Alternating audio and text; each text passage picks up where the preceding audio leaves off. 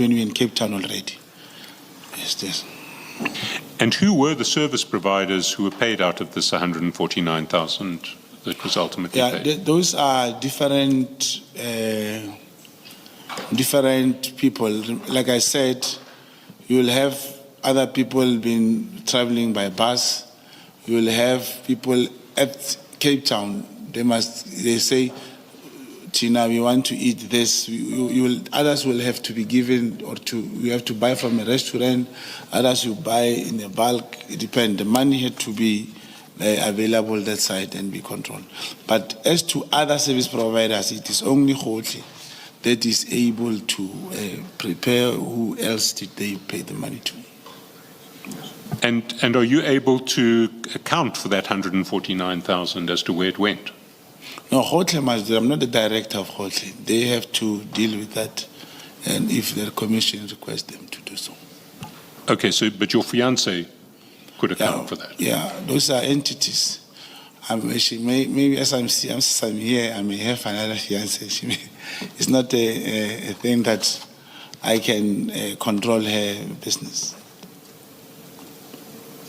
You say you are not a director. Do you have any relationship whatsoever with this company? Not company, the individual, the person. So you have nothing to do with Khotle? No, I don't. Thank you. Do you get paid by Khotle? No.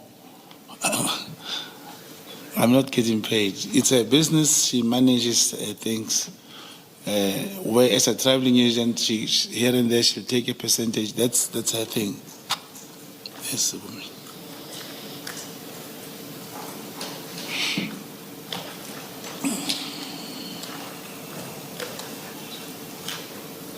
You say it was never your intention that Matlala would meet with Mkhunu in paragraph 41. Can you just elaborate there? Yes, indeed.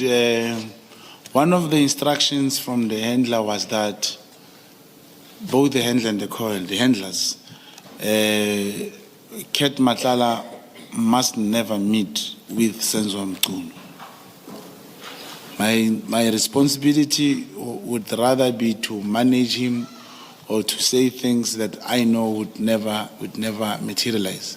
But it was a clear instruction that they should never meet. And indeed, they never met. And did you know why there was that instruction? The director, who comes from being a John Wick, who's now Ket Matlala, there was no way you could bring that person closer to the minister. Sorry, there's no way? You could bring that person close to the minister, Commissioner.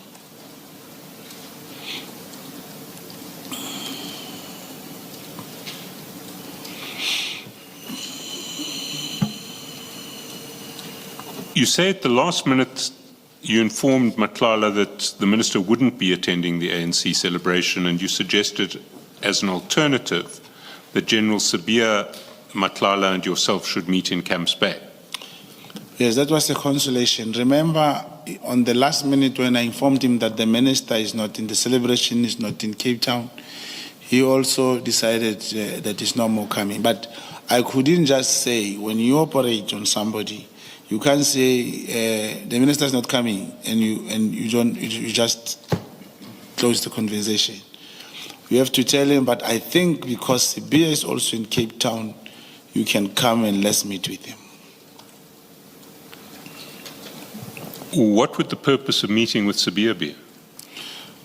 There won't be any purpose, because I knew he wanted to meet the minister, was to make him realize that I tried something because the minister is not here. But what interest would Mr. Matlala have in meeting with General Sibiya? Why would that be an offer that would be attractive to him? No, if there was no way, I couldn't say to him, come and meet comrades. You would want him to meet someone. Remember, if he has frustrations about his business, you would want him to meet someone. Remember, General Sibiya is a Deputy National Commissioner. It's not like I'm saying come and meet like Maliki, or you give him someone who will make him realize that, oh, you mean business. But if I understand your evidence correctly, Matlala said he'd already paid millions of rands to the National Commissioner for this contract. That's correct. So why did you think offering him a route to the Deputy National Commissioner would be of any value to him? Commissioners, it's just that I don't wish that I should be operating a particular person like yourself. But what is happening is the moment you can't, there was no way I could say, hey, Kat, the minister is not coming, bye-bye. You would rather say, look, because the Deputy National Commissioner is here, I think you can come, we'll meet with him, but the minister is not here. So as to it adds value or it does not add value at the time, what was important is to pass the message for the man to make a decision whether he was coming or not. And I knew he would not come. Why were you sure he would not come? He wants the minister. He would have told me initially from the first place that I want Sibia, he said, I want Senzo Mkhunu.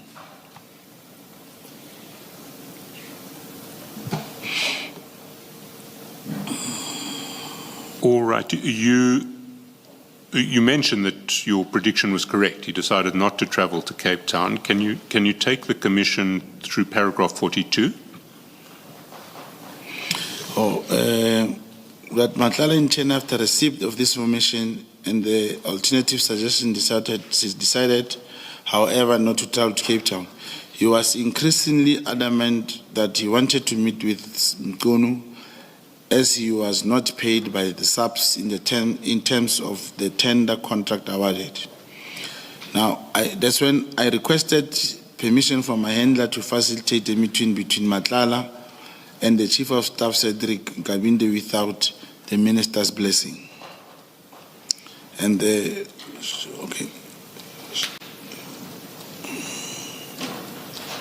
Should I go to paragraph 43, Commissioner? Please do, yeah. My handler held the opinion that I should find a way to manage Matlala without attending to the minister's office, either to arrange an audience with Mkhunu and or the Chief of Staff. He reiterated that I had to continue infiltrating Matlala network in order to identify all the role players within SAP's tender that was awarded to him. So from your handler's perspective, they wanted to keep Matlala away from the minister's office entirely? That's correct. Can I just ask, I find that sentence very confusing. The handler wanted to keep Matlala away from the minister's office. That's the first part that you've just confirmed. And then it's the second part I don't understand. Did the handler encourage you or approve that you arrange an audience with the minister and the Chief of Staff, but just not attend the office of the minister? I don't understand what you're conveying in that sentence. I requested permission from the handler. Yes. That I should rather, how about I arrange a meeting with Chief of Staff Cedric Nkabinde, Yes. but I won't let the minister knows that I arranged that meeting. Still, the handler refused. So the handler, so what you're saying in paragraph 43, I'm at 43 now. Are you there saying the handler refused you arranging a meeting with the Chief of Staff and or Mkhunu? Is that what you're conveying in that Yes, sentence? both of them. Yes, I must stay away from the minister's office. When you say minister's office, you mean the people in that office? Yes, or the physical minister office? and the Chief of Staff. The Okay. yeah, that's correct. Thank you.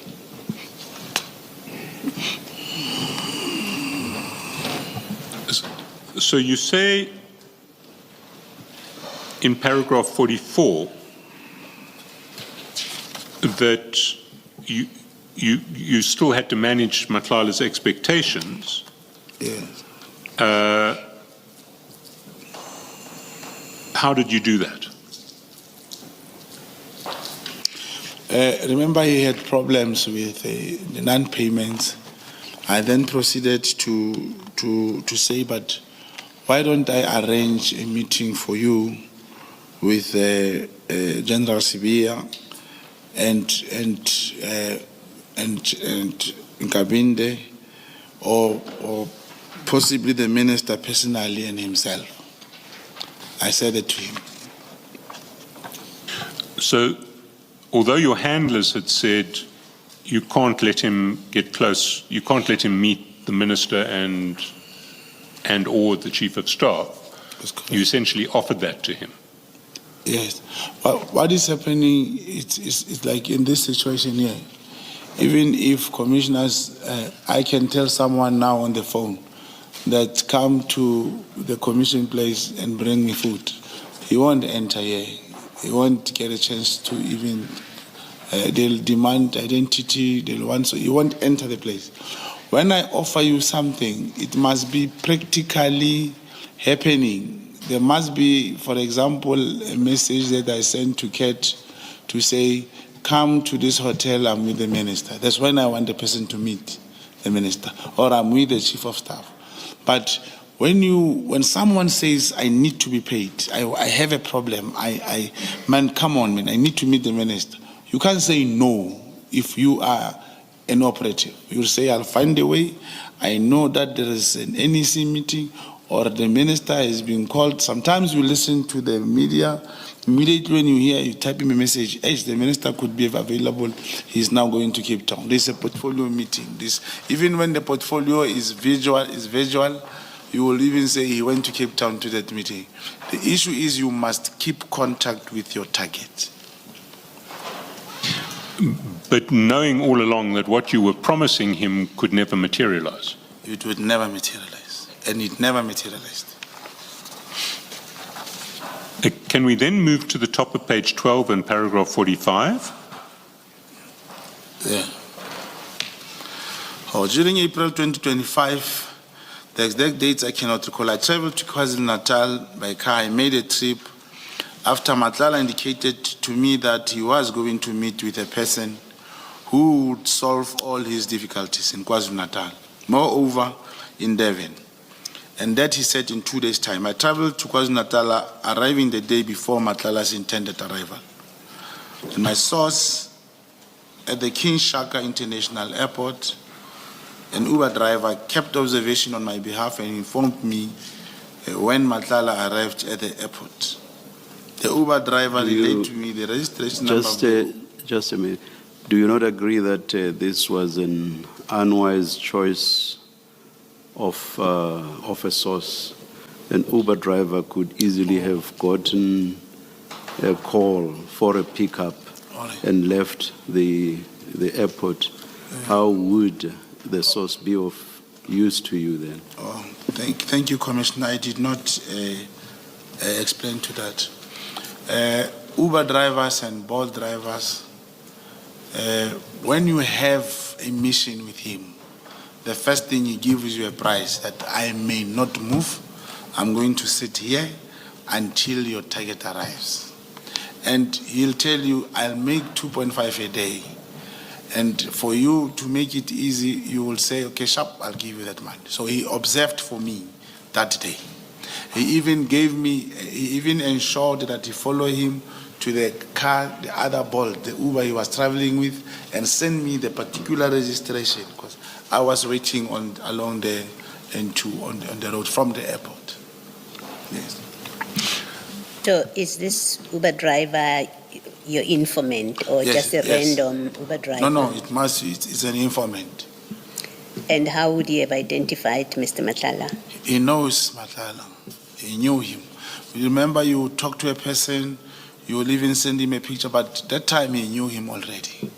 You didn't send him a picture? That time, no, he knew Kate Madlanga. There was a time when I was in Durban, because as an agent, commissioners, you have a network. You see, for the intelligence service to function, I can say you can't run intelligence service without Brown, without an agent. Now you'll have even people who are selling on small scale, someone's knowing he's selling drugs, 100 rand, 700, you know him, you won't arrest him, you won't tell, he's your informant. He'll lie to you, he'll say, no, let's bank 2 million.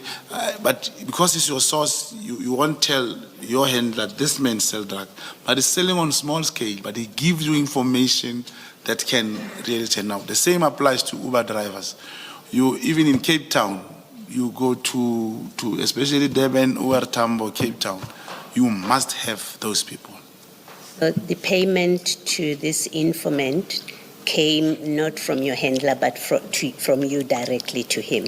You must, now those are other things. Remunerations of like your Uber and does not happen like with the informant.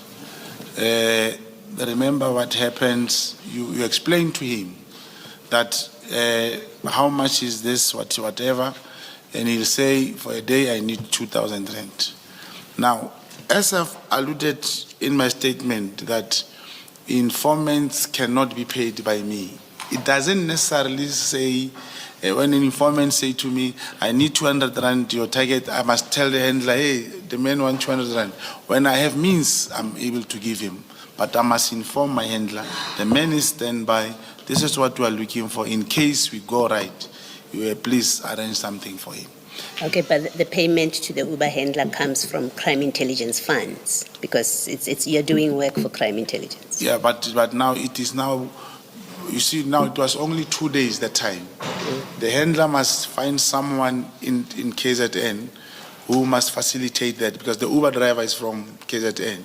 But that was only 2 days time, and we have only agreed upon 1,000 rand at the time, which I spoke to my handler and was able to give him something like that. Thank you. Thank you. So I just need clarity here.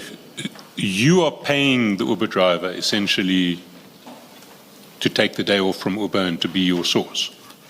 Yes, and then something like that. But sometimes you become lucky, your target arrives 11 o'clock. Then it's sorted, you only give him, he can say, I give me 500. But you're the one who's physically giving the money. Yeah, you have to make arrangements. Either you give him cash or you arrange a shop ride. There must be something that you do for this person. Now remember, when it comes to other informants, when they get caught, he's able to say, look, on my phone, this man sent me mine. There must be always a way to exchange money with the informants, depending on the scenario. No, my concern is not with the method. I just want to clarify that you are the one paying in this case. It's not an ordinary case where you don't pay and the handler pays. You are the one who pays in this case. Yeah, it's more like investment. Correctly, you are correct. It's more like you tell a handler, I'm going to give this man 1,000 or whatever, but as soon as the transaction or the mission has been completed, when you get remunerated, including the money you lost, you will be able to recover in some instances.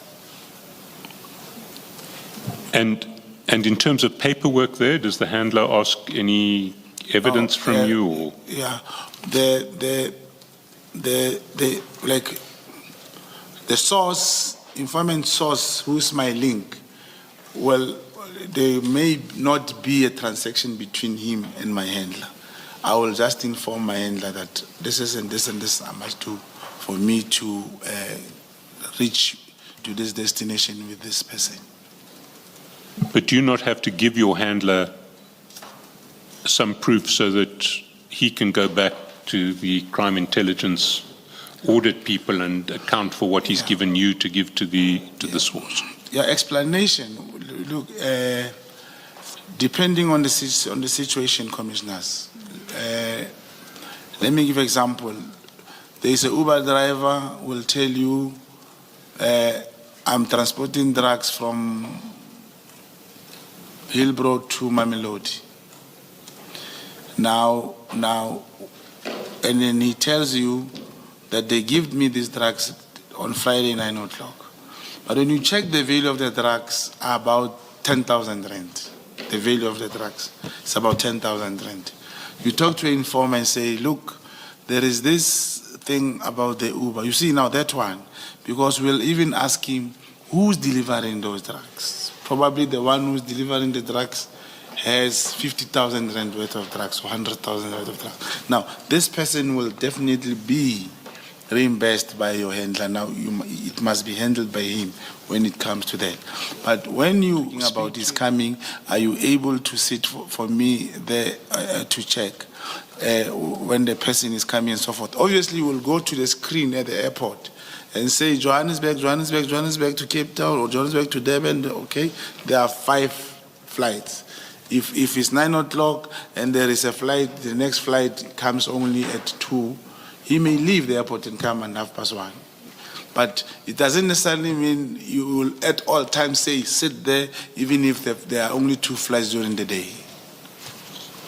Yeah, I'm just interested in paperwork.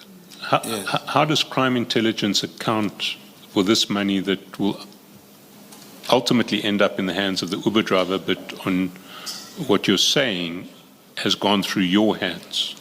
Yes, it's when I have arranged with him and I've given him this guy and I paid him out. And in my interaction with my handler, that's when we'll cover all these other things. But what does the paperwork say? Oh, he comes with the paper I sign. There's nothing that I keep. It will be in a duplicate form. So you will sign something with your handler to be reimbursed for money that you've given the Uber driver? Yes, but you see now, you cannot go to a handler and say 5,000. You cannot speak those amounts that are not realistic. Where there is a lot of money needed, he must know in advance. And it is not the informant who determine how much. It's not the informant, commissioners. It's my arrangement with the informant, and at that time, the information, you are certain that the man is going to land on Wednesday, and the information for the Uber driver is to sit there 2 to 3 or 4 hours, and then you agree with him. If you give him 500, you tell your handler, I've given him 500 rand. But for the work of this magnitude, not necessarily that I will want the refund if I have done that. Some of these things I afford them. What I want is to know the person that is going to help Kat do away with all these problems at that moment. Yes.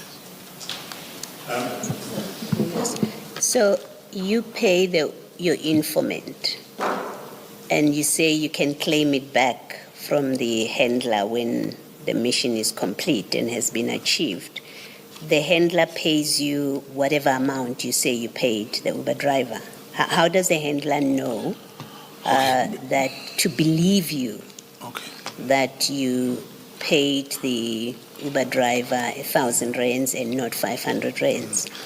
Okay, maybe if you can speak in this case where I gave that man 1,000 rand. I did not claim it. I just told I thought we are talking generally, how does this thing work? But in this case, I gave him 1,000 rand, and I did not claim it. I told my handler, and by the way, because the person I was following, it happened so differently. The Uber dropped him at the hotel. He was with his wife. They went into the hotel, and I waited and waited. They came in a white Mercedes-Benz, picked the man up, and I had to follow this Mercedes-Benz to this other place in Umhlanga. Can I just ask you not to mention the address of the place, because we don't mention addresses for obvious reasons? Yes, then I went to Umhlanga to check the place, and then I waited for some time because they were together inside the house, and I did not know whose house was that. It was just the White House. It's fine. Then I waited for them as they came out, and then we went back to the hotel. I also slept and went away, and that was in April this year. Commissioners, May, June, July, during the 6th of July, during the General Mkhwanazi's press conference, General Mkhwanazi did mention Kat Brown Mokgotsi during his press statement. And it came out to everyone that on that day, Ket Matlala was found with a cell phone in prison. And indeed, and he called me, very furious. He said, Brown, can I tell you something? You know, there was a time I told you that I went to look for someone who can solve my problem. And he said, and I said, yes, I remember. Because when I followed him, I didn't tell him that I was following him. And it became that I did not know who he met. They were driving the car, and it was something that was packed. And he said, I went to see General Mkhwanazi's house.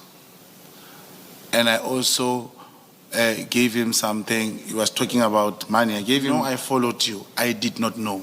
Honestly speaking, I didn't see who that person was. But how he narrated everything about the day he was going to meet someone who was going to solve his problems, I remembered. And he said it was General Mkhwanazi that he went to see. You say this was after Mr. Matlala's, after General Mkhwanazi's press conference of 6 July. That's correct, Commissioner. So Mr. Matlala was calling you from prison? Yes, he did call me from prison, not once. And which number did he call you on? No, prison phones, yes, the one that even that he uses has, in the chats? Yes, everyone has that number. And did he call you on, was he still using WhatsApp, or was he calling WhatsApp. you landline? It was WhatsApp as well, yeah.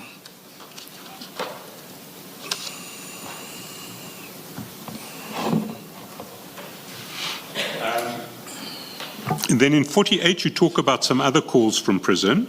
Can you just briefly describe those? Yes.